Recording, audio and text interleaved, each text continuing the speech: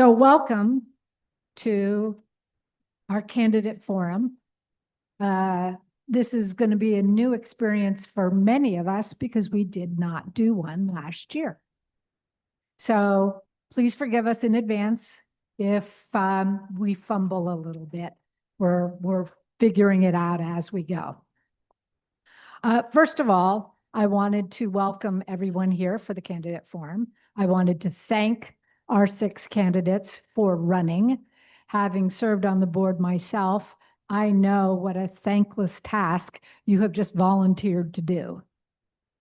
And I want to thank all of the members. Take a look at how many people are here tonight, okay? When we first put out seats, we put out 48. We quickly realized that was not enough. So my guess is we're at least 60 or 70 people. And that is a super turnout. And that's because you all care. So thank you very much for being here. I wanted to, before we start, introduce the nominating committee, because the nominating committee is running this, and let you know what we're each doing this evening, okay? So I'm Terry Vickery. I'm going to moderate. Pete, where's Pete? There's Pete. Pete Brown is in the back. He's going to roam around, all right? So we encouraged you to write questions when you came in. If while you're watching this, you think of a question that you want to ask, run back there, fill it out, or raise your hand, and Pete will come over and give you a card so you can write your question out and bring it up here. All right. But I will tell you that we will not take questions of a personal nature. We will not take questions where you're looking to really be offensive or inappropriate. All right. So I've already started calling some questions, but those are the only questions that we will not take. The only other thing we may do is if I get 3 questions that are all asking the same thing, I'll ask it one time. All right. But other than that, you ask a question, as long as we have time, it will get answered. Okay. Jeannie Allen, sitting right here beside me, is going to be our timer. All right. She's the main lady who's going to raise the yellow card when the candidate has only 30 seconds left, and the red card to say your time is up. Okay. So anybody get angry, it's her fault. Shelley is sitting in the back there. She's the one who's been asking you to fill out cards with your questions. So if you have another question and you don't see Pete, you can run back and ask Shelley. And then, because we know that some people may be watching this on Zoom, all right, you also have the right to ask a question if you have one. Unfortunately, the Zoom chat box is locked. So if you're watching, you can watch by YouTube, all right? If you go into the LOWA website and go to the section that says board and go to board videos, you will see the YouTube video of this that you can join in on. And then if you have a question, you can write in your question, and Lisa, sitting back there, looking at her laptop, will see that somebody has asked a question, and she will write it out and bring it up here. Okay? Everyone get all that? Good. Well, hopefully we've thought of everything. So like I said, we've got a lot of questions already. People can ask questions throughout the night. Just get them written on a card. We're going to limit answers to 2 minutes per candidate. Okay? And like I said, yellow card for 30 seconds, red card for stop. And I think the only other thing I was going to say is one of the things that we talk about is trying to not just go down the line having people answer questions. But at the same time, what tends to happen is once 2 people have answered something, then everybody else feels that they want to. So I'm going to encourage you, if you feel that, we'll just use TC since he's closest to me, that TC answered the question and you really have nothing else to say, you can just say, I agree with TC. And then the next time, you know, I'll try and start with you or something. So there is not a requirement that everybody answer every question if you have nothing else shall we say, to add. That's different, a different point of view. At the same time, I am not going to tell you that you can't speak. Okay, you all have the right to speak. Now, so what I will ask is we will start with Holly and we will work down this way. And if you can each have 2 minutes to just introduce yourselves in whatever way you want. Tell us who you are, tell us why you're running. And thank you. Hear me, I'm pretty vocal anyways. My name is Holly Ferguson. I live here in Lake of the Woods. I bought my home here in 2015.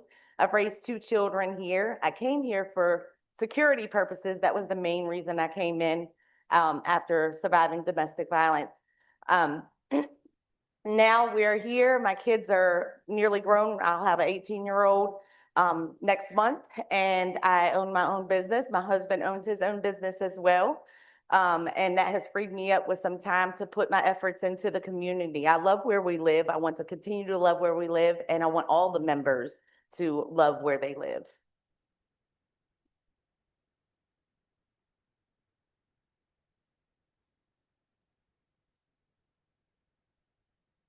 I'm Tom Francis.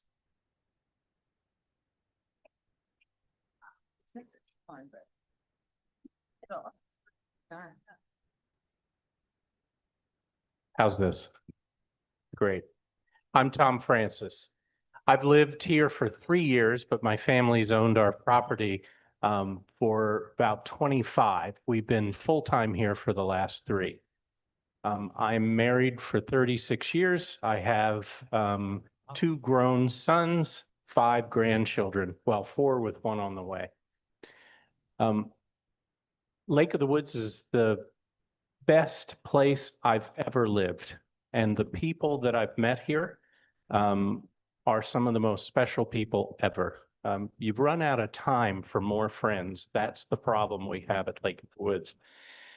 So I'm the chair of the Finance Committee, and diving deep into the how our financial systems work, I just have some different ideas that I would like to share. Thanks. Good evening. Is it working? Yeah, all right. Good evening. Thank you all for being here tonight. This is a great turnout. I'm so happy you're here. I'm Tracy Nickel, married to my husband Brian for 31 years. We have 3 adult children, 1 granddaughter on the way, due in September. We bought our first home here 17 years ago, began as weekenders, and are here full-time since 2020. I'm on 2 committees right now. I'm on finance with Tom Francis, and must say I agree with his budget concerns and agree with his proposals going forward. I'm also on Fairways Committee, and I'm a liaison to Environmental Control Committee. We're at a great opportunity, I believe, to make some great new changes in this neighborhood. We're going to have a new general manager, a new director of finance, a board with 5 not new members, mix of old and new, but a good majority of fresh ideas and fresh faces. And I'm really excited to help this community reach its potential. Thanks. Well, good evening. I'd love to see a turnout like this at every board meeting. My name's Lee Henneke. I'm your current president of the board. My wife Amy and I moved down here in 2019 when I retired the second time. First retired as an Army colonel, and then retired as a chief information officer for large multi-billion-dollar corporations. Since moving down here, I needed some way to contribute. So I put my application in for the Lakes Committee. And very quickly after joining the Lakes Committee, there was a change and a gap in folks being willing to step up. So I stepped up and became the chair of the Lakes Committee. Did that, and I was asked if I would consider running for the board, and accepted. And the good people here at the lake voted me in, going on 3 years ago. And since then, served as secretary the first year, was a director the second, and was elected by my fellow directors to be the president of the board this year. And the reason I'm looking forward to another 3 years is we've made a tremendous amount of progress in bringing more business rigor to our corporation and to our association. But the work's not done. There's still plenty of opportunities to continue to make our business function in a way that allows us to maximize the investments that we all make through our assessment and to maximize each of our own individual property values by how we operate and maintain our business and our association. We've done a tremendous amount of good things in the past 3 years I've been on the board, and I'd like to have the opportunity to continue to serve for another 3. Thank you. Thank you, Leith. Hi, I think I can hear me. I'm Darcy Jennings, and I have lived here since 2018. We bought the house in 2015, and I love this community. And the recommendation before we moved was I spoke with a realtor just randomly, and he said, if you live here and you're bored, it's your problem. And I found that to be very true. During my husband's decline with Alzheimer's disease, I was surrounded by many, many groups and people in this community that helped me through a lot of that. And I feel it's very important to give back. That's why I'm running. Hello, everyone. My name is TC Phillips. I moved here about 21 years ago. I was a part-time guest here. So until I retired, and then once I started getting involved, I was on the ECC committee. I was brought onto the board this last year because of some vacancies. I did run last year and missed it by 5 votes. I just think that we can do better. So I'm running because I think there's things we can do better within the community. So that's my pitch. Thank you, all of you. Before I forget, if for some reason we run out of time, we don't ask your question, whatever, there is another opportunity. We will be having a candidate conversation. We used to call it coffee and conversation, but there's no coffee, so. Candidate conversation, August 1st, from 2 to 4 p.m. in one of the classrooms here in this building. Oh, they're moving it back here. Okay, so it's here in this room, 2 to 4 p.m. on August 1st. So if for some reason we've run out of time and your question was not answered or asked or answered, please feel free to come to that event and ask your question there. All right. We have a whole bunch of questions, and I thought I'd start with something that's kind of different. And but that if we're all watching social media, we see people talk about all the time. I'm going to ask this question of TC, and then we can see how it goes from there. Okay. So the question is, what do you plan to do about the geese overpopulation?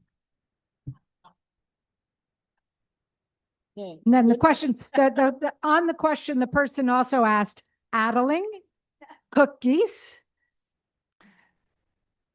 Well, I'm a hunter.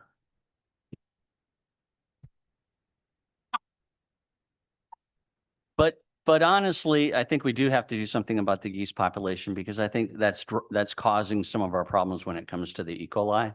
I mean, I see them on the beaches every morning across from my place, so I know it's an issue. But I think there's ways we can do it. We can use the different ways of treating the eggs so they don't, hatch. So I think that's a good way. I know that they've looked at that, but the geese are not migrating. They're here all year round, and they are causing a lot of problems, a lot of damage. I mean, I actually had to put wire up around my place to try to keep them out, and they're smarter than the wire. And they're smarter than the owls. They're smarter than the fake dogs. So, so I think we have to do something. I don't know what the right answer is, but I know that across the way at the golf course behind here, they would have a hunt every year because they have to cull them and reduce the gaggle, I guess. So I think we have to do something. I'm not sure what the real answer is yet.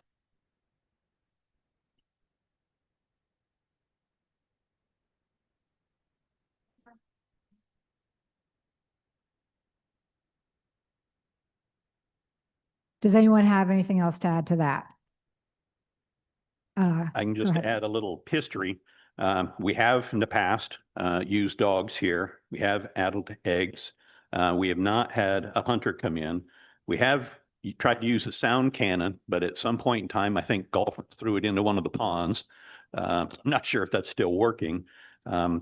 It's not something that we have focused on for a couple of years now, and that may potentially be some of the challenge. I think the desire to deal with that kind of tailed off as fowl came on and was concerned about some of those actions and its impact on the geese. But I think we're at a point where it's not anything we can ignore anymore. Okay, thank you. Tracy, you had something I to was say. just going to say, I think addling is probably the most humane thing to do. And I would start there, but I don't know anything about geese. I don't know if anybody does. But I'm like, how do we find their nests in the first place? Like first you gotta Yeah, I think people who live here on the lake, they know know, how to find them. no, well, they know what, that a goose has laid eggs on their property. Yeah. They come back every year, I think. Okay. Can we move on, or does someone have something else to say? Okay. Moving on, I have just one question on this. You've heard this question before, but I like it. How do we change the current process of changing our covenants, basically having referendums? Where can we not get, why is it that we can't get anything passed? And how do we need to change that?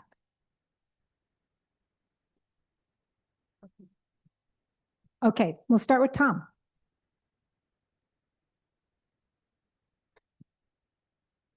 I'm of the belief that running more than one referendum at a time is a problem. I'm of the belief that the referendums have to be worded in plain English and easy to understand. I'm also under the belief that you have to run the referendum at a time when you have people's attention. So when they're paying their HOA fees at the beginning of the year, and we have them as a captive audience for that process, which we do a very good job of, then is the time to hand them ballots and get their opinions on those things.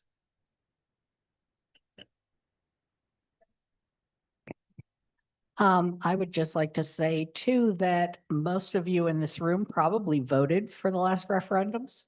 So you're not the audience that we need to be speaking to. There's a whole lot of people that live here, and as Thomas pointed out, 38% of us are over 65. That leaves an awful lot of other people. We have to go where those people are, keep it simple, explain it, and have people have a discussion about it amongst themselves so that we can then help. Thank you.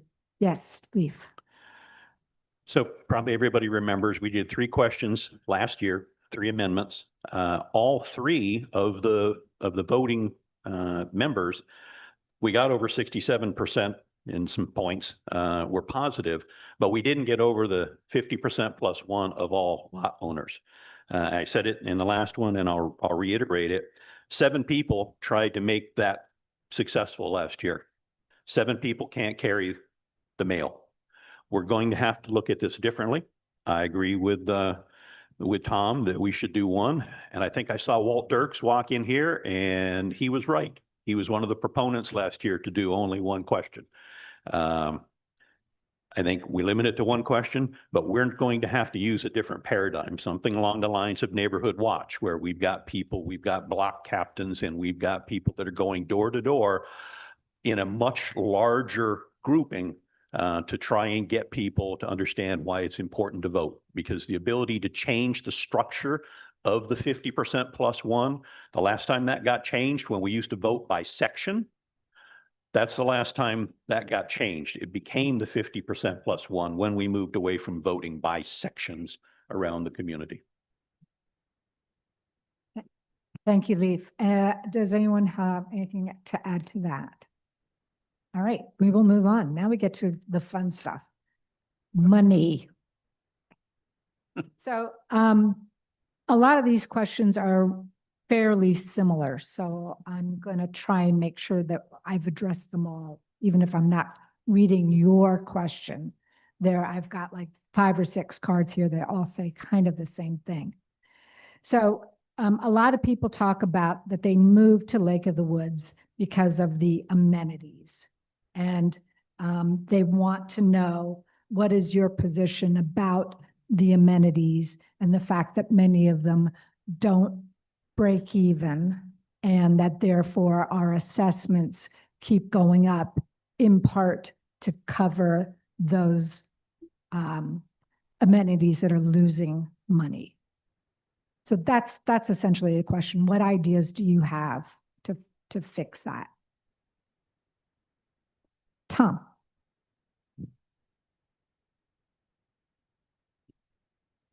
So one thing I've noticed since I've been involved is that we don't really have a baseline for how we identify what an amenity should be.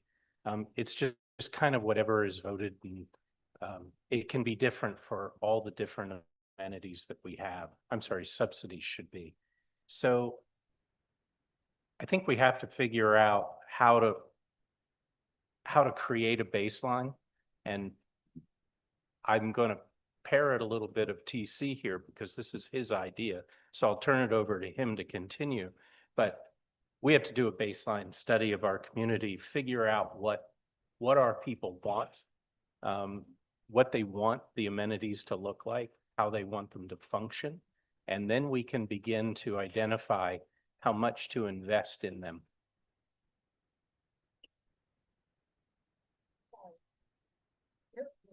Back there.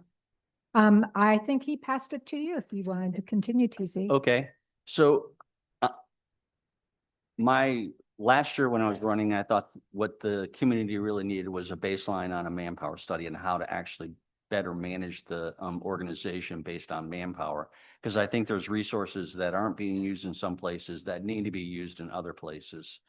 But I also think, like he was talking about, is that we need to go out and not just baseline the manpower. We got to baseline the requirements. And the requirements are whether or not, what does everybody want in a restaurant? What does everybody want in the golf? And I think some of that is happening, but we're not reaching out to everybody. And I don't expect everybody to actually provide input, because not everybody golfs, not everybody, lives on the lake. So there's a lot of things that other people may not be involved in, but I think we just need to have a better job of figuring out what the base requirements are for the community. Then we can build a budget that makes more sense. So that would be my view. Do I have other comments? Yes, Tracy. I agree with both Tom and TC that we need to figure out that bottom line. And I don't think subsidy is a bad word. I think it's natural that we're going to have to subsidize some of these. We're going to give you what you made last year in your revenue. We're going to give you last year what your expenses were. And then we're going to figure out a fine line. You had this subsidy. Is that too much, too little? Do we take a little bit away? Do we put it somewhere else? I don't mind paying a subsidy for the clubhouse once we get it under control, in a better spot when we're operating day to day and not losing as much money as we're losing. I think a subsidy is a good thing. I think if the Lionesses are there and they have their dinner and there's a need for a $5 subsidy, the dinner's $30, but we're going to charge you $20 because some people aren't going to be able to get there if we don't subsidize that meal. I would rather people be there, and as a community, we help subsidize that meal. That's their community. That's their friendship. That's their evening out.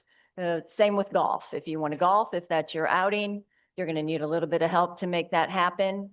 I think a subsidy is not always a bad word or a bad idea. Thank you, Tracy. Yes, Leaf. And by the way, one of the other pieces of these similar questions is if any of you have ideas that can help generate income for these amenities. Okay. I'll bring everybody back to the foundation.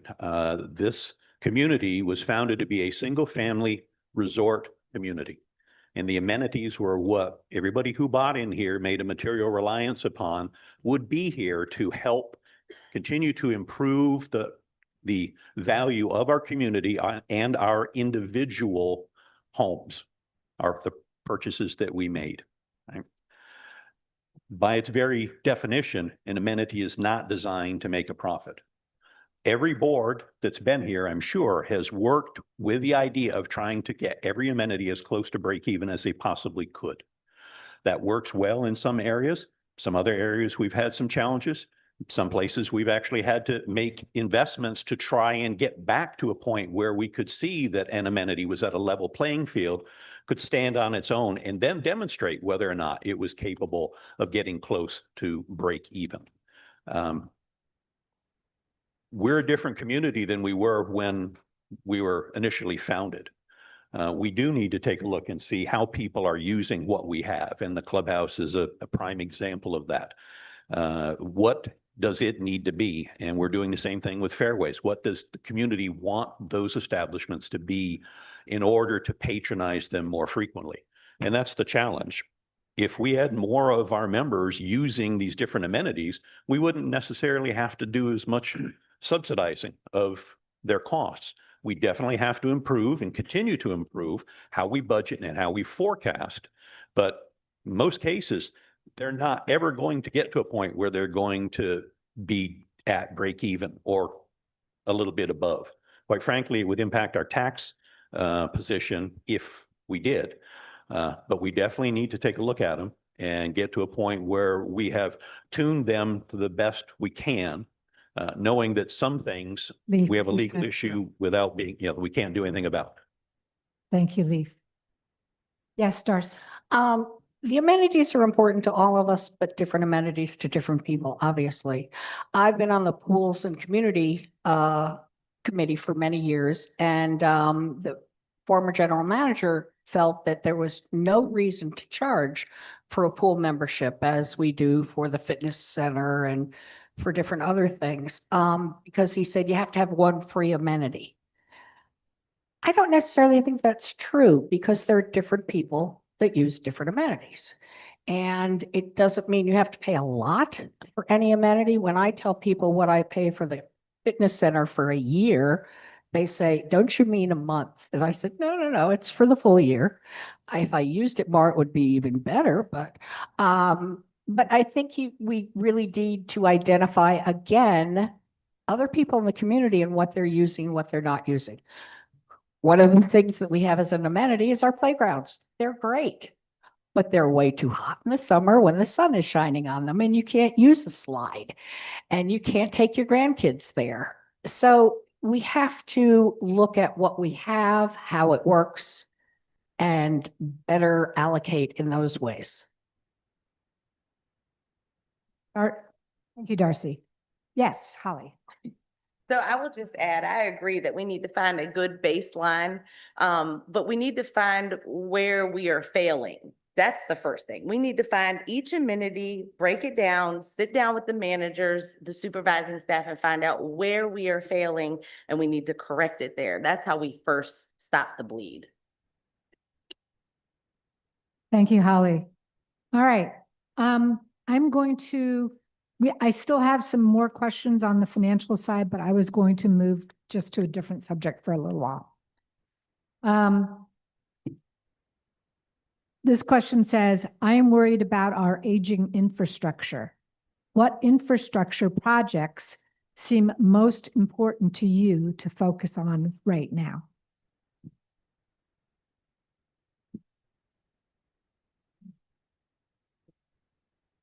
And Tom's the winner. I got pinged the last time for answering too many questions with too much information, so I'm willing to let my peers up here tell you their ideas. Sure, Tom. Roads and ditches, culverts, all the things that we've been deferring for quite a while. Okay, thank you, Tom. TC? Well, I agree. It's the ditches and culverts, and it's the making sure that our water is running, into and we're not getting sediment into the lake. So I think we need to take care of that infrastructure. And I think because there's some issues with trying to bring in the workers and keep them at that pay scale. So, I mean, we may need to look at outsourcing that capability just to get it done, but we're behind on that. One of the simple ideas that somebody presented to me was, we could clean all our culverts out once a year. We just rake our leaves into them. And then somebody comes and picks up all the leaves, like they used to do in some neighborhoods in Northern Virginia, where you'd put them out on the street and they'd suck them all up. Then all our ditches would be cleaned out once a year. I have no idea what the cost of that would be. And I know that the leaves would still have to go somewhere, but there are different ways to look at it in doing that. But I also think it comes down to the health of our lakes. And that's a concern that everybody has. And the culverts have something to do with that. So that does need to be addressed.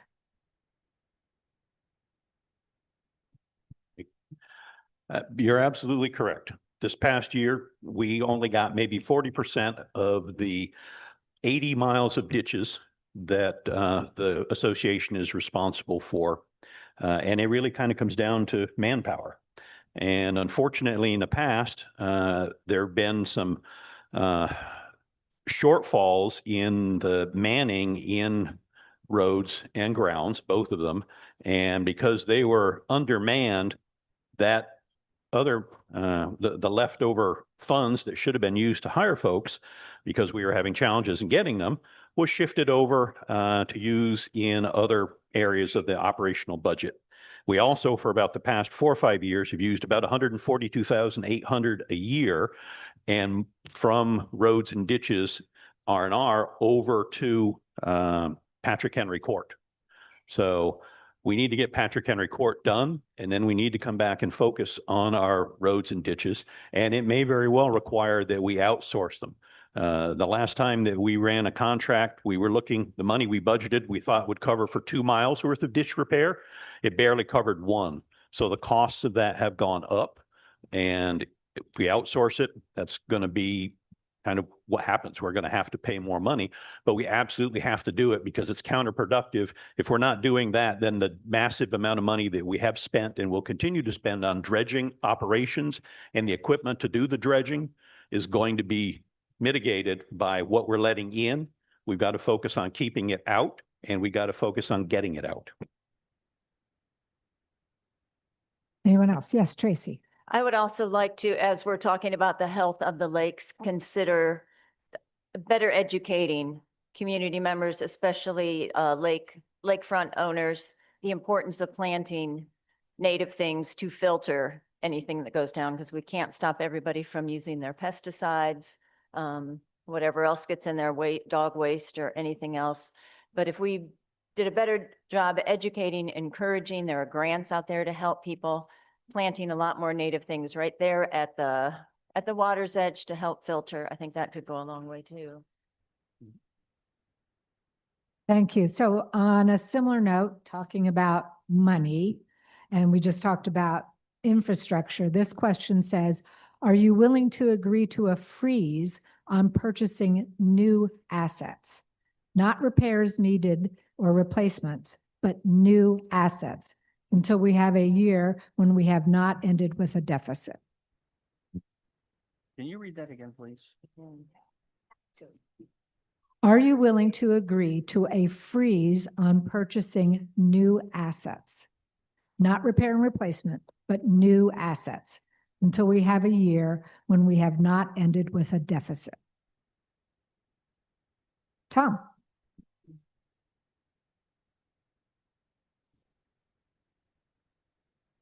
We don't do a very good job of contracting. We don't do a very good job of writing scope of work, and we don't do a very good job of project management. These are all things that many people have identified. So until we can hone those skills and figure out how to do those things better, I'm all for freezing those types of projects that require those actions. Repair and replacement is probably going to be an exception in some cases, but maybe not in others. Tom, does someone, yes, TC? I'm not against freezing new assets, but I think we have to look at each one individually based on the necessity of doing it. So I think we have to, if there's anything that we do, we need to focus on changing the process and how we do program management, project management, and it, so we can reduce some of the increased fees at the back end because we're having a lot of cost overruns. But I think it's more of a process issue than it is an actual approving an asset issue. Darcy? I've had a chance to attend a lot of committee meetings and I've really enjoyed it, actually, sort of surprising. Some are a little more fun than others, but what I've learned is that a lot of the committees are in a similar state to say, if we're doing a project, why don't we have a specific manager go from the inception of the idea all the way through to the end report? That way you've got continuity. If you lose your general manager, the board changes, whatever, you have consistency all the way through for a project. And that makes sense to me. Before leave. Leave. Well, I'm just trying to do what you said. That's right. Okay. So since I've been on board, we hired the first capital projects manager that the organization here has ever had. We also, just in the last board meeting, got the first very in-depth, thorough, and potentially even first period after action review that was done on a project that I'm aware of that's happened here within the association. Do we do projects well? No, we don't have that background. We're not a big defense contractor up in Northern Virginia with, reams of PMPs to run our projects. We now have one person. The challenge that we have is being able to form at the level everybody wants, which is all the big companies that we all left when we moved here. We're not resourced to be able to do that right now. So what we have to do is we've got to skinny down what we do. And as an example, last year, we ended up doing 2 capital projects. I'm one of only 2 board members the year before that voted to say we shouldn't do 2 capital projects in one year. Let's just do one, get it done, and then do the other. But the will of the board was to go forward with both projects. We had significant schedule issues and some cost overruns on those projects.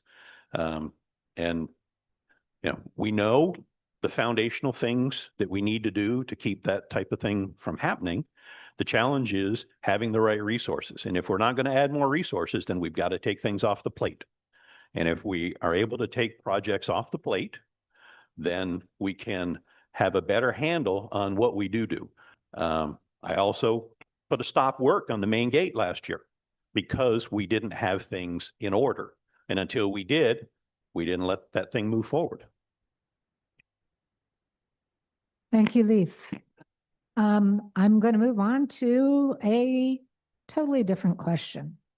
This question is about 4th of July, which this year was on the 5th of July. Okay. So the question is, do you agree that we have a problem of too many guests or freeloaders at the 4th of July fireworks and parade?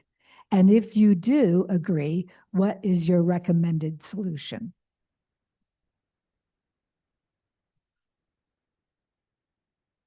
Okay, let's not fight to be the first to answer. I'll start. I don't think that we had an excessive amount of freeloaders. I think people invited their family and friends in as we should and as we can as members. Unfortunately, I don't think our clubhouse is set up for enough parking for that type of event. So then it looks like people are just freeloading because they're carpooling in or whatever. I don't know what the exact solution would be to that. I do know that there were several members that didn't come and enjoy the fireworks show that we all helped pay for because there was no parking after like 6:30. So it is hard to find a spot. And I don't really know what the answer is to that question to fix that problem, but it's definitely something that I am aware of and we should look into it. Maybe we are having too many guests and that's preventing us from having enough parking or not enough carpooling from your home with your guests to the parking lot. Thanks, Holly. I saw your hand up, TC. No, No? I'm not touching that one. Does anyone else want to tackle that? Okay, Leaf. Sure. So most of you know, we just put in a nice fence down along Route 3 from the end down by Keaton's Lake Spillway up to the main gate. And that was recommended by the ad hoc committee on fencing that existed several years ago. It was a recommendation, went through the funding process, and finally was implemented. At the time, as I understand it, they reached out to Lake of the Woods Fire Department because they wanted to continue that fencing down to tie into the strip mall on the other side, the businesses on the other side of the fire station. And at the time, the fire department didn't believe that that was in alignment with making that facility somewhere where people could come if they were in emergency or if they had, I believe, Virginia has the same thing, many states do, where you can bring a foundling there if you do not want to take care of it. But that actually is an area right now where it's very difficult for us to control. If there was fencing there, then we could potentially put an officer at the gates to try and control that. I was told that there were people charging for parking on the other side of Route 3 to come in. This is one of the best shows around. So yeah, people want to come here. People were parking at Food Lion and walking over. Now, we also know there are some members who will park over there and walk over and then go down and up 20 to come in the back gate to get around the traffic.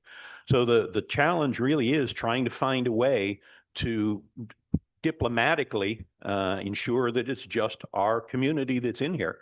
And it may be a real tough question to answer without putting in some type of a barrier, which we would all have to pay for. Thank you, Leaf. Darcy. I think fireworks are one of those things that if you see them from a little bit far away, it's like, oh, they have fireworks, and you watch them. I was amused by the fact that somebody was getting a lot of money for parking over at Food Lion.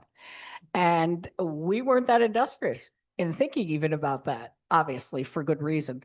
But it is something that even not just our community, but outlying areas also enjoy. It doesn't mean that we have to let them all in, but it is something that, again, establishes us as a community, but not as a we're walled off kind of community. Thank you. I have a few questions that are candidate specific. So I'll do one or two now, and then we'll go back to general. So this question is for Tom. It says, in your late currents introduction, you said your number one priority is, quote, freezing assessments, unquote. Is this realistic, and how would you do it? That's a great question. Whoever asked it, thank you. Yeah, I think I think all indications from being on the finance committee is that we have enough money to run the operation. We overspend in several areas by a pretty significant amount. And so if we get that trouble, it's priority number one, then that's a lot of money that comes back into the system to then go to things that we're not doing as well, roads, ditches, things like that. So until we're managing the resources we have well, I think it's abhorrent to go back to the membership and ask them for more while we're not managing what we already have responsibly. Terry, may Yes, Tracy. I add to that? Totally agree with Tom. And we just asked membership for 1.3 million more dollars just last year. That's a lot of money. And I was very discouraged to learn we're already saying, well, what can we increase next year? What more can we charge? Well, how about zero? How about we figure this out, control our spending, and then see what we need and see where we go. But $1.3 million is a lot of money. Leaf. Sure. I'm not quite sure where you got the idea that we're already asking for more money because we haven't even put together the budget for next year. So we don't know actually what things are going to cost. The reality is that if you look at 21, 22, 23, we ran about a $580 some odd $1,000 operating cash surplus. Anybody know what we did with most of that? Paid down your assessment. We didn't put that money in the bank, knowing there was going to come a day when the NCR fees were going to run out and we were going to need to have additional money. And that's happened over the years, $400,000 to $800,000 a year in free money that was not put aside for a day that came upon us right now. That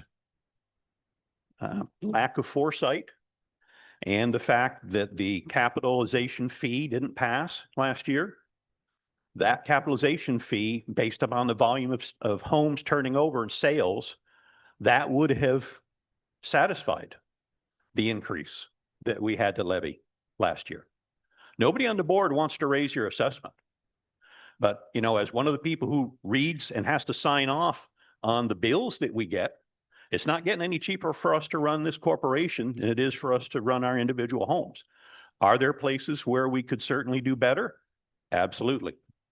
No doubt about that. And we have been trying, at least as far as I know, for the 3 years I've been on the board, to put more rigor in things like KPIs that we never had before, things like bringing in the Borders Group to do an assessment, things that had never happened before. So we are taking those steps, but nobody right now, no one has any number in their head about what next year's assessment needs to be. Thank you, Leaf. Can I Yes, answer you a can, little but then bit of let's that? remember that question was for Tom. Oh, sorry. Can I answer? Yes. One of the things that you just brought up is lack of communication. How many people in this room knew that assessments were brought down a couple of years ago because of a surplus? I didn't know that. It would have been nice to know. But I think there is a lack of communication in the sense of what's going on, and there's been a lot of great ways of communicating. My favorite today was talking to somebody and said, well, do you read the Late Currents? And she said, oh no, I like wrapping gifts in them because they look so cute.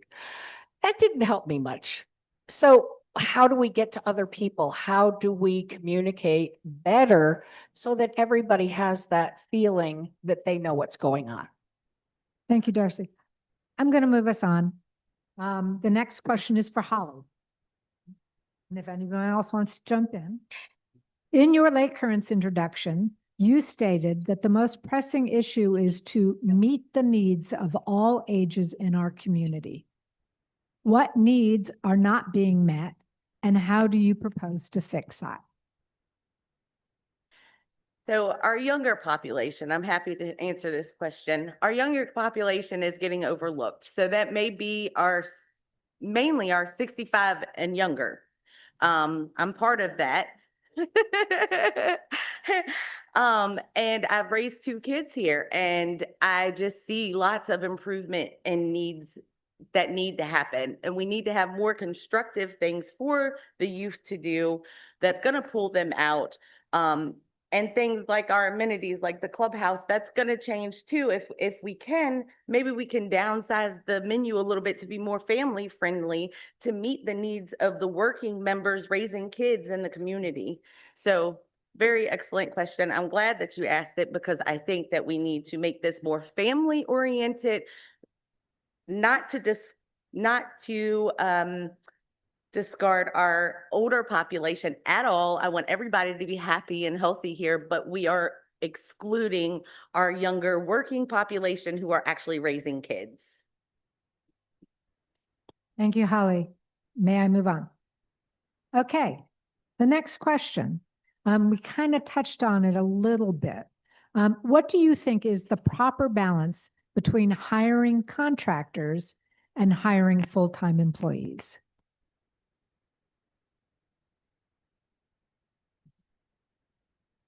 TC.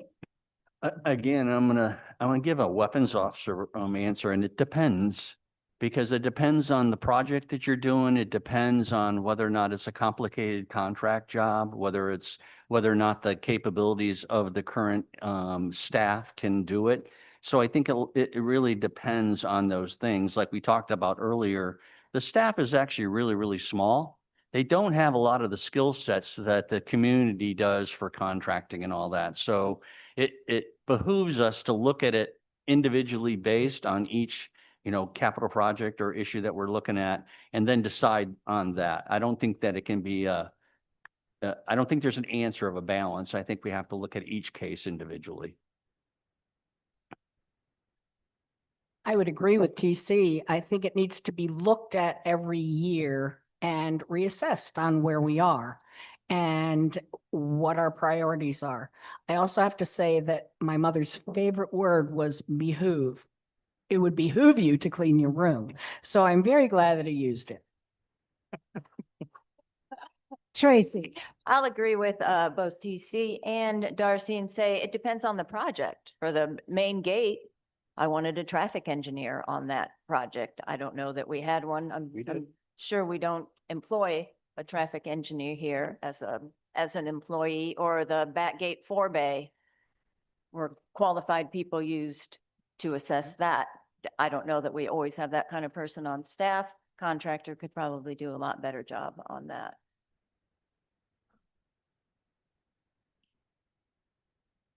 I agree with TC, Tracy, and Darcy. So here's the thing. We can look at how we've done with different projects and amenities over the course of the last several years. And we can easily look at that and identify what we've done a good job on and what we maybe not. So I think if we don't have the skill sets, and if multiple committees have looked at and studied and tried different things, and we're still not pulling the weight on those things, we should consider maybe outsourcing to a professional that knows how to do that. To not consider that, I think, is irresponsible. Tom Leaf. Sure. Most of you see the what's now called landscape workshop, but it was BLCS, I believe. That's the first large outsourcing that we did, and that happened last year. That was their first year. So we made the decision to outsource part of our grounds operations because, number one, we couldn't attract and retain the people. We couldn't compete with the other companies around here to hire those people and hire them away from us and offer them more money than we were willing to pay. But the work needed to get done. So we contracted that out, and we've got a balance now where they do the majority of our, I think it's B, C, and D areas, and we still do our A areas. But we're looking at that. Most of us have an understanding of how in government there's a phrase called inherently governmental. Those are the things that government's always going to do. The government doesn't mow its own grass. They hire somebody to do it. And we're looking at those types of things. Example, we brought in an external company to do the dredging this year. The largest dredging project that has ever been conducted at Lake of the Woods happened earlier this year over at Heaton's Lake because we recognized we needed more assistance. So we have a pattern of bringing in outside entities when we need them. We use AMT. They provided the traffic engineer for the front gate, and they have environmental engineers that have helped us with Patrick Henry Court and other projects. Our LMIP, the Lakes Management Implementation Program, and that is a portfolio of projects over 20 years and close to $20 million when it was given to us in 2021. It's probably closer to 30 now. We're probably never going to get to all of those, but we don't have the capability to do some of that work. And we will have to outsource for it and contract for it. We do what it makes sense for us to do, and we don't do those things where we lack the core competencies. Thank you, Leaf. I'm going to change subjects and move to food and beverage, one of our favorite topics. I've got various questions here. I'm going to ask this one, maybe I'll ask one or two more, and then we'll go on to something else. Please share your vision of how to stem the financial losses at the clubhouse. Also, do you support a study of outsourcing clubhouse operations? DC. The current board has already started an ad hoc committee to look at the options for food and beverage. So we started that, we broke into two subcommittees, one for fairways, one for the clubhouse. I'm right now leading that. We have a lot of good ideas on how we can try to stem the bleeding on the food and beverage.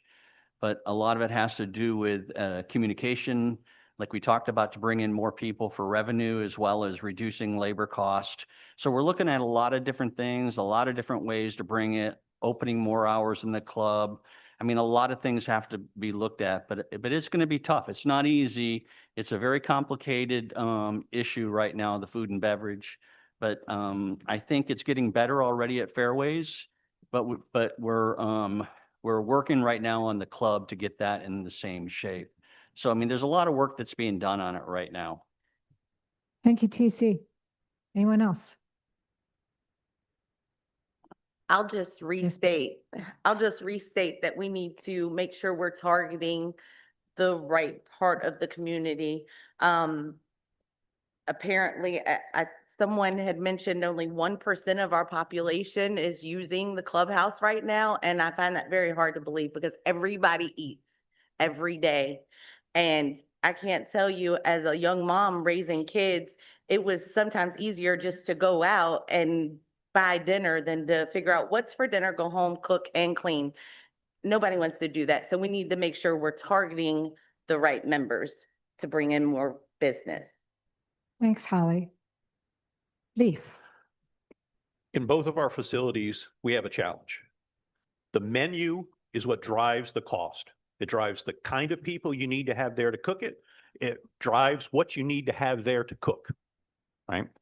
So it falls back to, what does this community want the clubhouse and Fairways to provide to the community? And the short answer is, if 10, 15% of everybody in this community ate in those facilities once or twice a week, we wouldn't be sitting here talking about the issue of how much money we need to put into subsidy.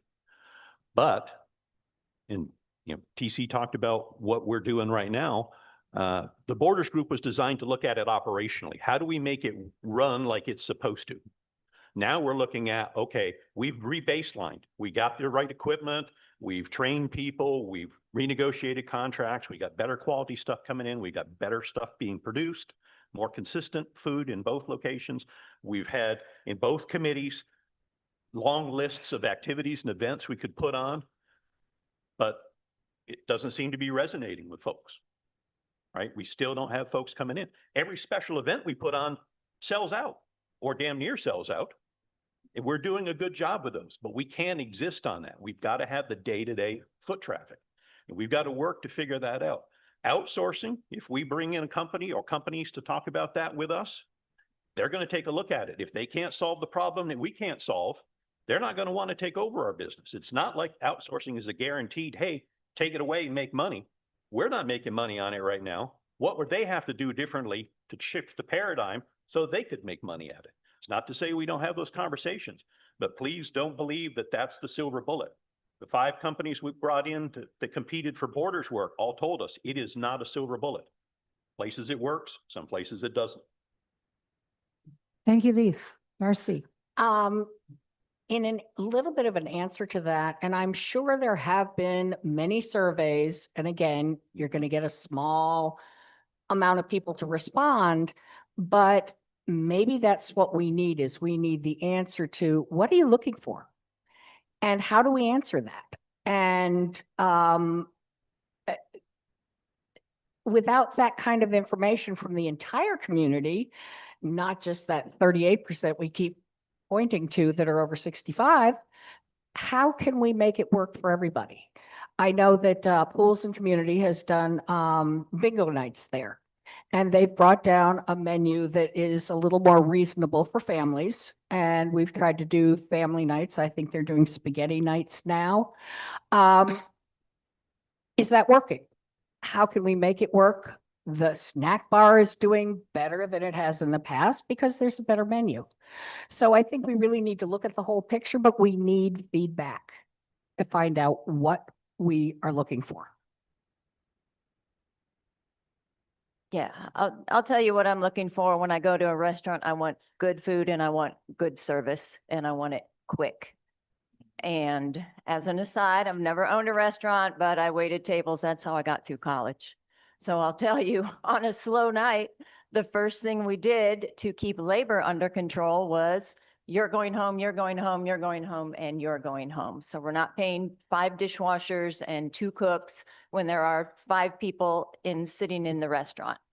The manager would come out and say, Tracy, you're going to tend the bar and you're going to wait on any tables that come in. You're going to bus your own table. Here's how you hit the dishwasher start button when you wash your dishes. And, I'll lock up and help you where I can. You cut your labor. That's the easiest thing. But also, it was all hands on deck. And I will confess, when I go to the clubhouse sometimes, I wait a very long time for my water to be refilled, for my dirty dishes to be cleaned from in front of me. All hands on deck all the time. That's how it should be. I should never wait for my water to be refilled. I should never wait 45 minutes for a drink to come from the bar. It's just basic. Maybe we just need a retraining of staff and managers, but in your busy hours, 4 to 8, nobody takes a smoke break. Nobody sits down. Nobody has their meal then. Nobody's doing their inventory then. It's all hands on deck. And I just don't see that happening at our clubhouse in Fairways. Thanks. I have a similar question, so I'm just going to throw it in and add it to this conversation, which is, what is your plan or what ideas do you have to turn both restaurants around? So I'm kind of hearing some of that already. So do you have anything else to add? I'd be happy to train wait staff. Tom. So I think this is a good example of the previous question. For things that we do well, that we can demonstrate that we have the acumen to complete them and complete them professionally, we should do those. We should do those things internally. That's fine. For things that we have demonstrated over and over and over again for years that maybe we're not so good at, we've had lots of committees on this, lots of really smart minds trying to figure it out, people who knew restaurants. But at the end of the day, here we are. And I have the restaurant numbers right in front of me, and they're not good. Last month was not good. So we haven't had any forward momentum really to speak of on this. So to not consider another option that we haven't looked at in the past, I would just go back to say, I don't see the rationale in that decision.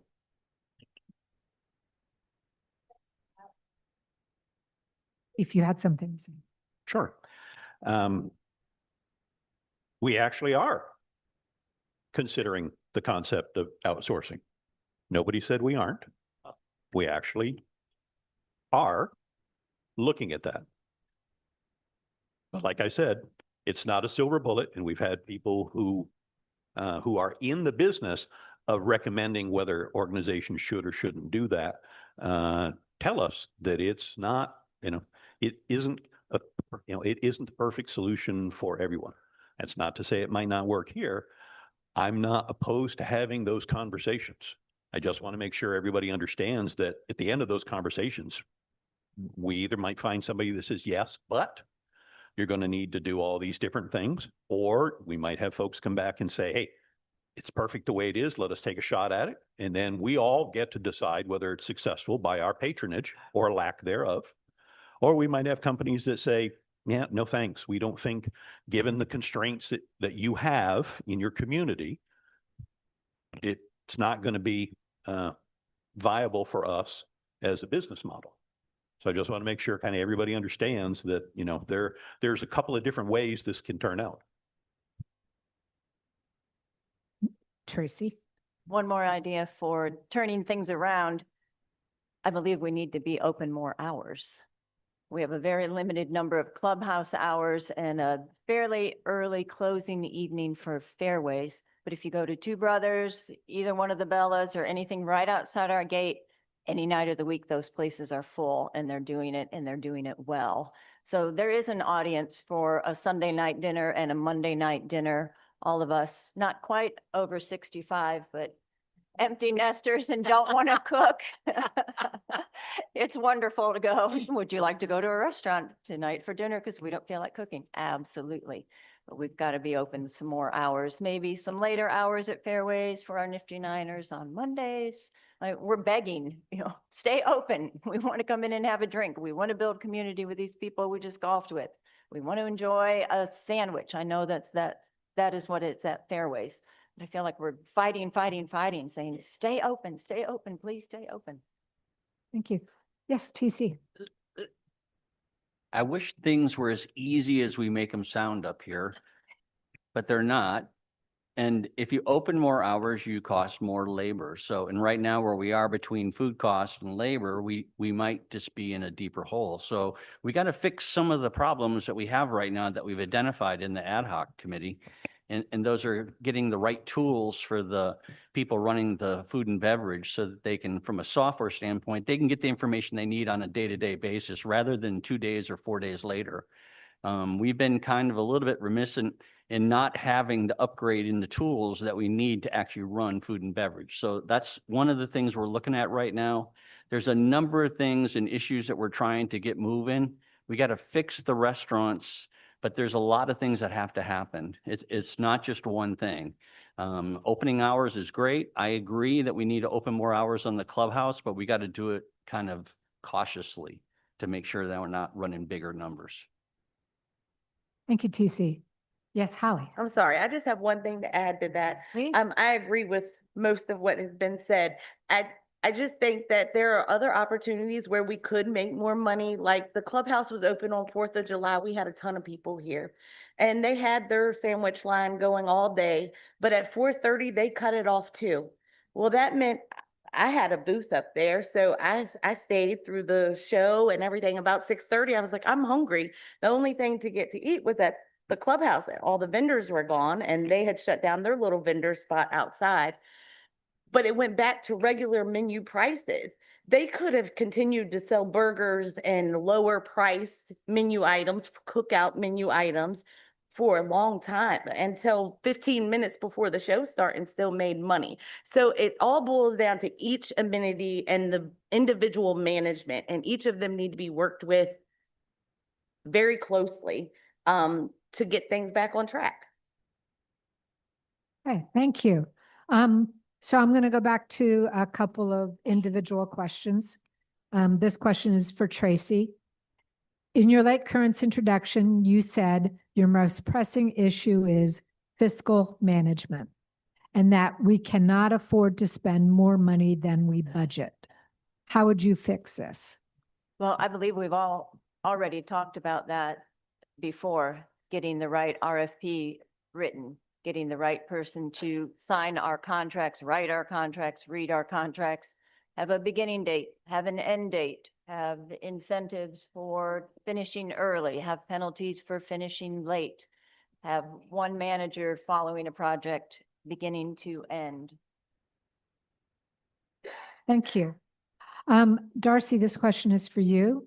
In your late currents introduction, you said your most pressing issue is to allocate budgets wisely while operating excellent community amenities and keeping annual assessment increases minimal. How do you plan to propose to do all of these at one time? That's a great question. Sorry, I wrote that. No, I'm only kidding. I think there are ways to manage a budget, but they're also not to give up community in doing it. And I've gone to this example before that there were 65 people at a trivia night and they came in and somebody said, well, we're not going to be open after 6 o'clock at Fairways during the winter. Well, that eliminated that event. Now, they said it wasn't profitable. Understood. There are ways to make it more profitable. There were people trying to come up with ideas. That was 65 people in this community that really enjoy a weekly activity, and all of a sudden, poof, it was gone. So you have to have a balance in working on the finances, but also maintain that we are a unique and very nice, as I see it, community, and keep that community intact. Darcy. All right, back to general question. In May, 168,000 vehicles came through the visitor lane. That would be 42 vehicles per household. I drove through the clubhouse parking lot on a hot Saturday, and it was 50% full of, it was full, and 50% of the cars had no barcodes. How do we handle this problem?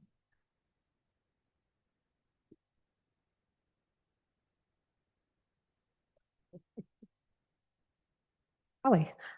I think I may not even understand the question completely because I don't know if it's a problem if the parking lot is only 50% full and 50% of No, those. I think they meant that 50% of the cars in the parking lot had no barcodes. Well, I think that would boil down to our visitors, but we don't have a cap on how many visitors we can have in. So it could have been a birthday party. It could have been a number of things. It could have just been people having visitors at the lake, but we do not have a cap on visitors. Maybe it may have been a wedding, is also someone mentioned, may have been a Okay. wedding up there. Any other thoughts or comments? Yes, Tom. So this is kind of a detailed answer that we can't really get into in the 2 minutes that I have. But I would, I think I'd summarize by saying that I think our community's a little behind on technology, and I think we can do a better job there. So finding technological advances through apps and RFID cards and things like that, and using our security force to screen some of our amenities to see whether the people who are using them should be, is a relatively easy thing to do with an investment. I don't know how much that would be, and we haven't investigated it, so I don't know how hard it would be to deploy, but it seems like a pretty simple solution, at least to start with. Thank you, Tom. Yes, Leaf. I'll use what TC said. A lot of these things seem simple. We already use technology. We've got license plate readers. We've got tech control that we also have a hard time getting people to use. So part of the access control team up there has to spend a lot of their day answering the phone because people won't put folks into tech control. We also have two challenges. We have to allow people to come into the compactor. They're given a different color tag. We also have to let folks into the church, and they, I mean, these are things that we've had for years and years. Recently, myself, I had somebody show up in the driveway that wasn't called in. And then the next day we had a contractor coming in who had forgotten to bring his driver's license, and they didn't let him in because he didn't have a valid driver's license. The security team is doing what we ask of them to do. It's the number one reason in surveys that why people have moved here is because we are a secure gated community. The challenge is if we want to turn everybody around, it's, if some folks don't like that. And our security team bears the brunt of that almost every single day. But the challenge of trying to ensure that only members are in here, first line of defense is the front gate and our allied security access team. But the challenge that they have is they don't get to control how people show up to that gate, but they are turning folks away. But just because somebody doesn't have a barcode on their car doesn't mean they don't have a tag on their dash that they received when they came in, or they don't have the QR code that they were sent with a member did use tech control the right way and made it easy for folks to get in. So it is a problem that we're going to have to continue to work on. Thank you. Yes, TC. So I would like you to clarify that question. So did you say there was a date that was assigned to that time? No, it said that in May, there were 168 vehicles that came through the visitor gate. In the lower parking lot at the club area? Is that what we're talking about? Well, that's the only place the visitors come in, right? They can't come in through the back gate. Okay. Okay, I Mhm. just wanted to Yep. clarify if there was a specific event that happened that day. and- Yeah, no, it was for a month. Okay, Can I address a little bit about that, I think this has happened to a number of us, that we have used the, tech approach, put it in, and then we get a call from somebody who we've put in, sent the code to and all of that, and they say they won't let me in. And then I have to call. And they said, oh yeah, we've had a problem with the system today. Understood, but it happens more often than I think it should. And the other thing too is looking at, let's say, 4th of July weekend. The holiday was Friday. So therefore, a holiday weekend would then start Thursday evening in my mind, because that's when people are going to come for a weekend. There were 2 people on staff at the front gate. One was answering the phone and one was working at the regular gate, but the other gate was not open. It was piled up out on Route 3. To me, that's just mismanagement, because you knew that that was a holiday weekend and it was going to start Thursday evening. So why then do you only have 2 people on staff? Or why didn't you pull someone? And again, this is just complaints from other people that have said this. So I drove by, checked it out. But I think you really have to look at the whole picture, and why was that not manned in a better way on a holiday weekend? Yes, Tracy. This is also a concern I had. I did not know we were using color-coded passes, because that was going to be my solution, like orange for the Orange County, trash and recycle blue for church, something like that, but actually follow through. So if you drive through the parking lot, do we take security off of the front gate and ask them to patrol parking lot? I don't know what the answer is to that, like how, and then what do we do when we catch people who are actually in here not supposed to be? Do we have a contract with a tow truck? Do we want to get that serious? Do Yeah, the we tow truck. go call people? I don't Excuse know. me, people, Um, please. But I Please be also respectful. have concerns about our contractor passes. I believe the last thing I was told, you can buy a contractor pass to get in here for $30 and just say you're a contractor. I don't know for how long that is good. That is an issue I would like to address, but why not make some money off of these and make them pay $250 if they're going to have unlimited access to our community 7 days a week because we gave them a barcode that lets them in without being checked? Let's make some money on it, and let's make them renew it every year.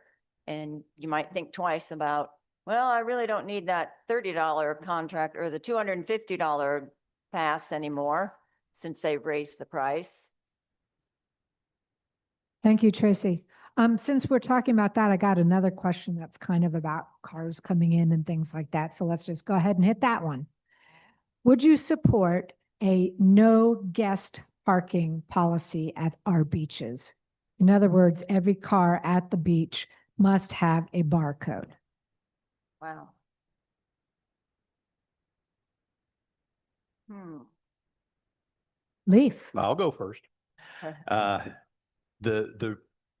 The creation of the rule isn't the problem. It's the enforcement that would be the challenge, right? And our ability to put, a boot on somebody's car or to tow someone's car is pretty limited. And we really have to have the right circumstances, in most cases reviewed by legal, to ensure that we're doing something that's not not in our best interest, right? So, as an example, we created a rule, I think my first year on the board when Terry was the president, I think it's when we dealt with the no smoking on the beaches, right? So we're trying to take steps, but yeah, no guest parking would be a real challenge to be able to enforce when we don't really have any teeth to be able to use to keep it from happening. Yes, Tracy. I'm going to answer no. I would not support that. Thinking of my grandchildren and changing car seats and everything they would need to bring with them, and my car isn't big enough for, hopefully the 10 grandchildren I'm going to have. I'm gonna have, Maddie's engaged. Maddie's engaged, so we're hopeful. But yeah, that, I don't see how that could work. Okay, thank you, Tracy. Any other thoughts? Yes, Darcy. I know it's difficult right now with the pools that if you have a guest, you need to be there, or one of the member of the household, somebody needs to be there with that guest. That's not always easy, especially with grandchildren, children and grandchildren. To limit the beaches in a different way, I think would be very, very difficult. Thank you. All right, here we go. This is the kind of question my husband would like. For each of you, Did he? what ignites your fire so you can grow individually and expand your knowledge? Say that again. Wow. Do you want to say it? I think you should have prefaced that with like bachelor number one. For each of you, what ignites your fire so you can grow individually and expand your knowledge? Wow. I can start. Please, Holly. I've been a firecracker my whole life, so don't really need to ignite my fire. I'm always willing to learn and try new things.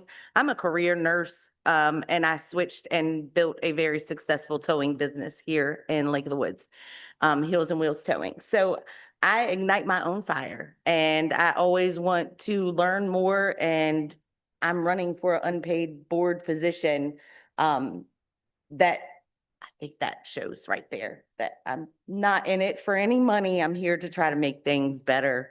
And I will continue to ignite my own fire. Thank you, Holly. Does anyone else want to tell us about how their fire is ignited? I thought it was for each one of them. Yeah. If you want. I can't force you to answer. I will say one Please, thing, Darcy. if lighting your fire gives you more energy, I'm for it. Anyone else?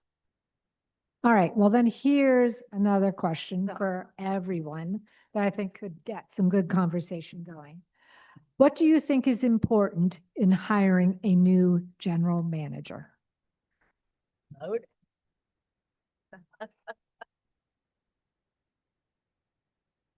I'll start. Please. We had this question at the last one and it kind of didn't go so great. I think it's very important. One, I think I'm hoping that we can wait until our new board takes seats so that we can all on the new board as a team come up with the best person that we think should fill that position before we get wrapped up into a new contract or stipulations that we don't have any control over as a new board. And secondly, it needs to be a very cultural diverse person who is in that role, who is going to help us in this community. I also do not think it's a bad idea to have our general manager living in this community under the same rules.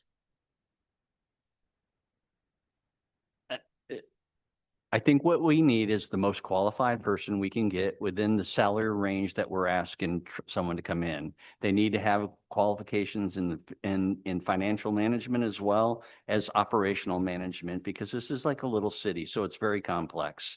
But I think we need to move forward as fast as we can to try to highlight or bring those possible candidates in to interview them.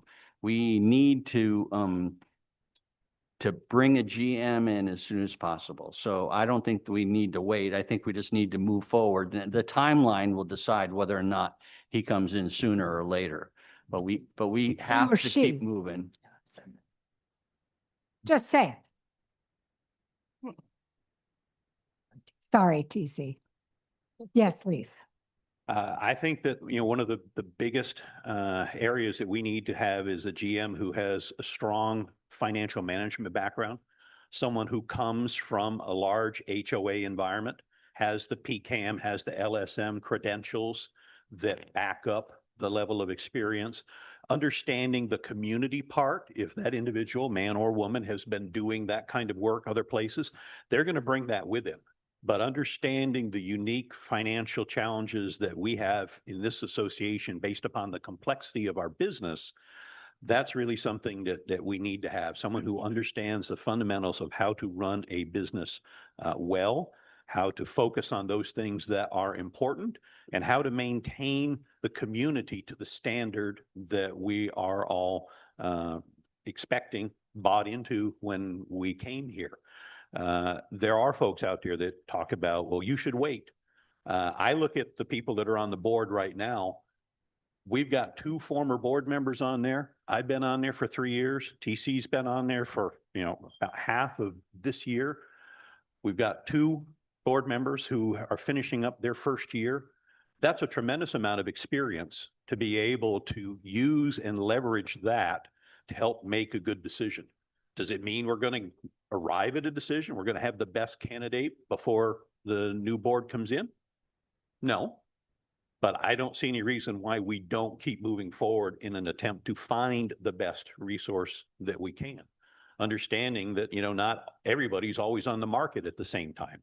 We could wait and hold off and lose potential good candidates by virtue of not acting with speed. So I think it's important that we focus on the core elements that a GM is going to bring in here and make sure that we get a good fit. I agree to go forward with the search firm, but I'm going to stick with my request that the new board be the ones to choose the new manager for several reasons. The most important one being representation. We have 4 people on that board right now who were not voted in, or 3. Lost count of my numbers. They were not chosen in the most recent election by our community. So I believe the people making that choice should be people chosen by you, by this community. It's about representation. And also, if I'm lucky enough to be on there and elected onto the board, I'll be working with that person for the next 1 year or 3 years. So I would like to have a say in that. Thank you, Tracy. Yes, Tom. I don't disagree with anything Tracy said, but I would amend slightly to say that it would be my opinion that if we find the correct person, I don't know that we move on from that or delay and possibly lose that person because we're hung up on who's choosing them. There are several members of the seated board that if they told me that this one is a keeper, we should go with this, I would trust that.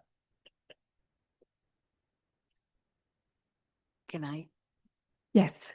I also think one of the things that's very important in a general manager, and I think it was mentioned in different ways, but they are the head of all the employees. The board does not directly work with employees, nor should they. So you have to have somebody that is a very good manager of people as well. Thank you, Darcy. Anything else? Okay, before I go on to my next question, I just want you to know that I got a note saying that in terms of the discussion about the geese, that this person wants to clarify that fowl, we all know them as friends of wildlife, yep, is in favor of addling of geese eggs. Adeline? Yeah. That they are in favor of addling geese eggs. Yeah, we had heard that.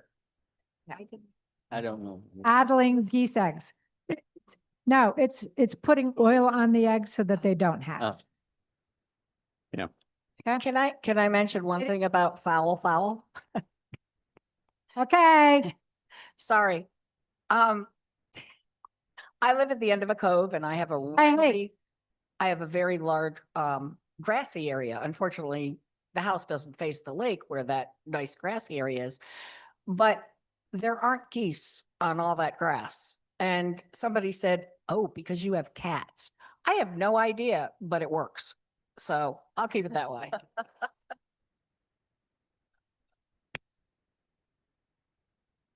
All right. There's going to be a run on cats. Yeah.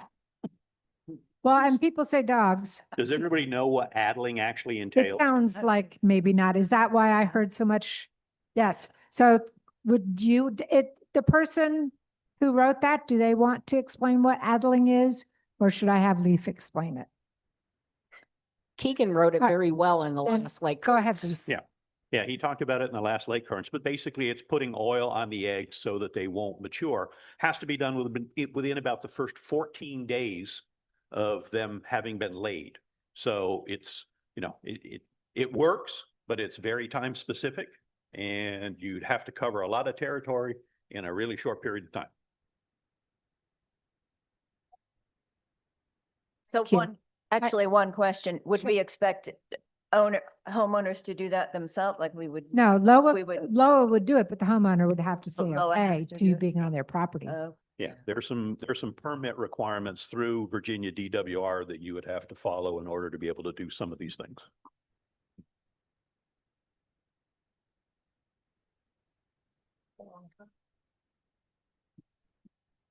All right. So moving on, back to the clubhouse, because we all love that subject. And I'm going to try and say this, and I know a lot of people are hearing rumors that there is a consideration of moving to like a country club model where every member has to pay an annual fee or a monthly fee to use the clubhouse. So the question is, what do you think of that? And Tom is going to be the first to answer. So I've made a comment recently on Facebook because suddenly this whole subject exploded. I've heard this maybe, I don't know, half dozen times over the last several years. To my knowledge, as chair of the finance committee, there's no motions, no intention. I've heard it discussed, but I have not seen or heard of a single movement official to make that happen. Leaf? That topic's come up a few times since I've been on the board, and it never really made it into a serious discussion, but it is an option. It is something that could be looked at by a future board. And, like so many things, when you get voted on this term, get ready to go off, you'll be making decisions that the board following you is going to have to live with. That's the way this system works, right? We have turnover every year, certain number of folks, and you make decisions and they get carried over. But it's not, we've not done any financial models that would kind of tell us what that would look like. So it is an arrow in the quiver for a future board, future finance committee to take a look at and see if it would make sense and how that would potentially play. It could be one of those things that kind of goes over like the dock fee went over in last year's board, not this current year, but last year's board, when we were looking at outside the box at options for things that would generate revenue. I would Thank not you. support it, just to follow up. Okay, TC. I would not support it either, because what you're doing is you're charging the people who already visit the club another fee. So, I mean, I'm not sure that's the right answer. The answer is a plan, a strategy to get out and get other people to come to the club, not to charge the people that are coming more. So one last question on the clubhouse. One question was, how about delivery service? Like get the teens who live here to deliver because teens love tips. Yes, TC. So there is some discussions on that. They're looking at that, but again, there could be some liability issues based on driving and delivering and everything, but there is some discussion about looking at that. I don't think it's gone very far, but they've been talking about it at both Fairways and the club. Holly. Just to follow up on that, I'm not going to order delivery from there simply because I ordered a sandwich from there that was $17, a cheeseburger and fries. It was nothing fancy. It was good, but it was $17. And then I got charged gratuity, and it was a to-go meal on 4th of July. We shouldn't be charging gratuity to one person who gets a to-go meal. Gratuity is more for like a group, a table of 5. But apparently we're also charging gratuity at the snack bar, and we're only accepting credit card at the snack bar as well, which I find it very hard to believe that people are sending their kids out with credit cards, and the kids are probably the ones who are using the snack bar the most. Any other thoughts, comments on any of that? Yes, Lee? We did do delivery during COVID. So whether, I was not on the board at that time, so I don't know what work was done behind the scenes to determine, if we had issues with insurance or anything else that we needed to do. But it has occurred here before. We are doing takeout over at Fairways. That's how I got my dinner before I came here tonight. My lovely wife went over and got dinner for both of us. So we are trying, all sorts of different things. It's not like anybody's sitting around sitting on their hands, not trying to come up with solutions. We are trying to put all sorts of different options out there for folks. Thank you. I have a person here who asked a question on logistics, which I think I can answer. And if I get it wrong, I'm sure, Leaf, you can correct me. The question is, how many candidates will we vote for and who gets the 1-year terms? So as you can see, there are 6 candidates. There are 5 positions. So the 3 candidates who get the most votes will get onto the board for 3 years. The next 2 candidates will get onto the board for 1 year. And then the candidate with the least amount of votes will not get on the board. Okay? Yep.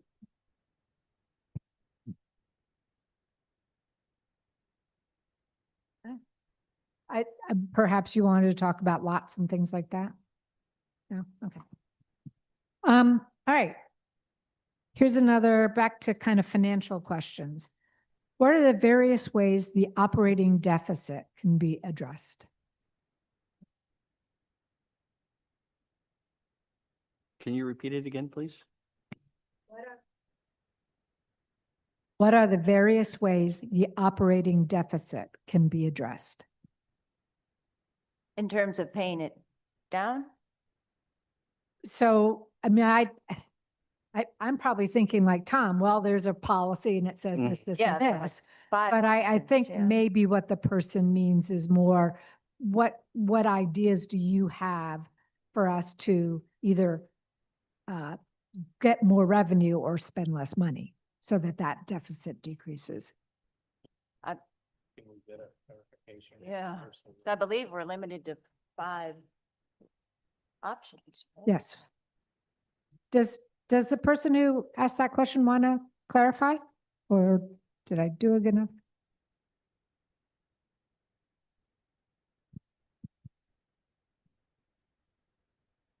You want me to take? Well, Tom, you were going to say something? If you want to talk about the 5?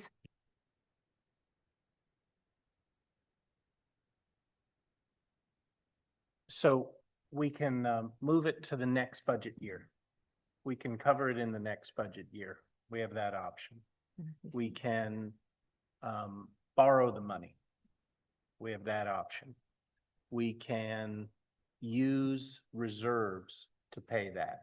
We have that option. Take out a loan, I believe. Is Yeah. It's that we have several reserves that you can choose There- from. There's one more. There are actually 2. Where's First- Olin? The first option is to take the money from the contingency reserve. This year, we're looking at about $225,000 of storm damage from the Father's Day evening or the night before Father's Day storm. So that's going to take the $100,000 that is in contingency reserve. Contingency reserve is one. Borrow from the different reserves that we have after the contingency reserve. Then we can pay for it in a future board year. We can borrow for it, or we can levy a special assessment. And those are the ways that you can address a operational cash deficit. So in the past year, and the underlying one is spend less money in this year, right?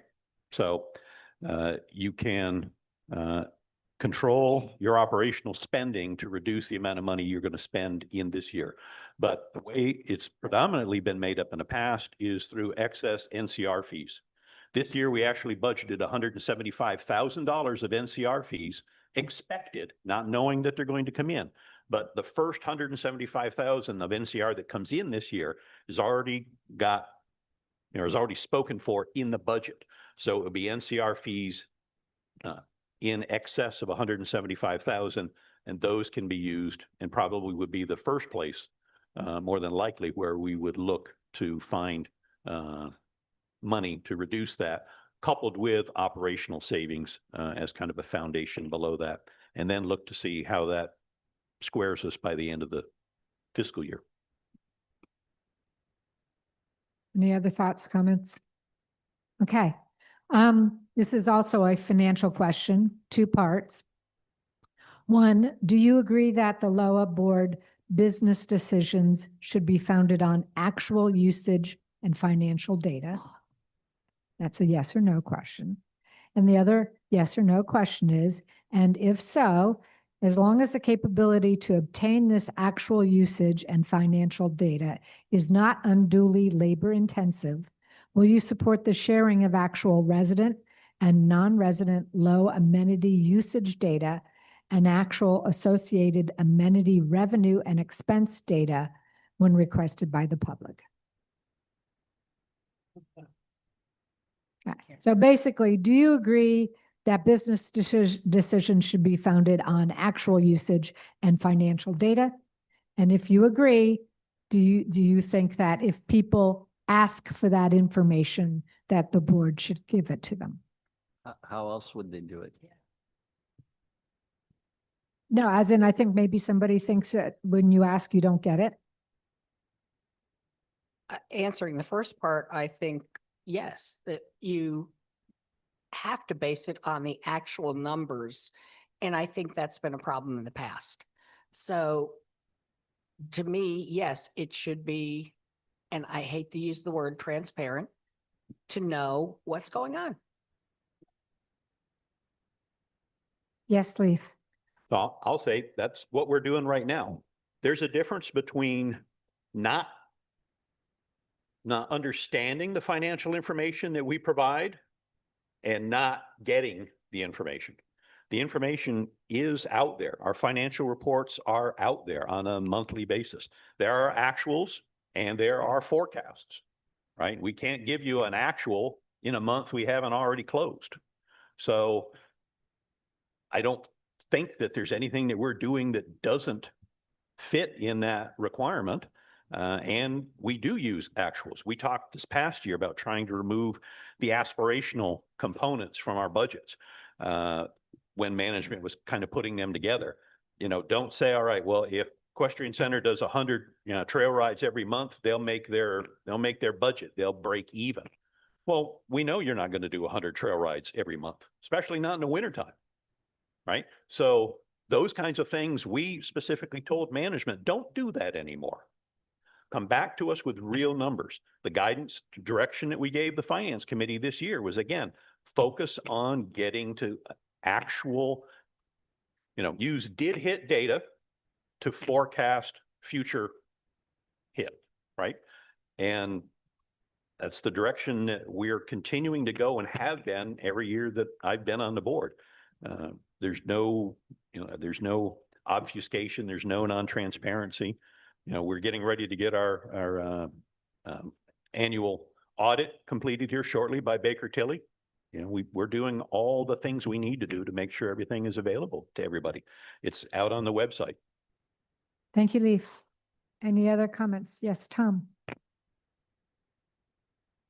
I'm not sure that I fully understand the question, but no, I understand. So whoever asked it, if they want to follow up for more specifics, I'm happy to do that. I think it's important to know, so I'll try to get this out quickly. the finance committee put a very different budget guideline out for 2026, 2027, went in a completely different direction. And in the past, basically what would happen is management would develop a budget. That budget would include expected expenses, and then they would project what the revenues might be for amenities that actually produce revenue. And that's what Leif was speaking of, is that those projections were often aspirational. And then the budget problem happened because they couldn't hit those.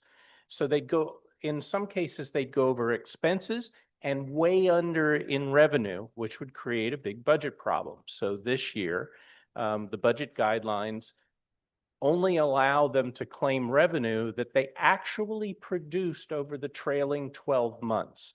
And so this is kind of a game changer.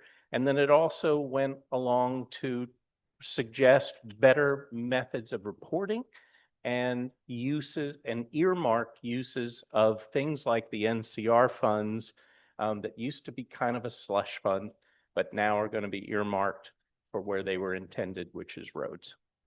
Thanks. Thank you, Tom. Any other comments?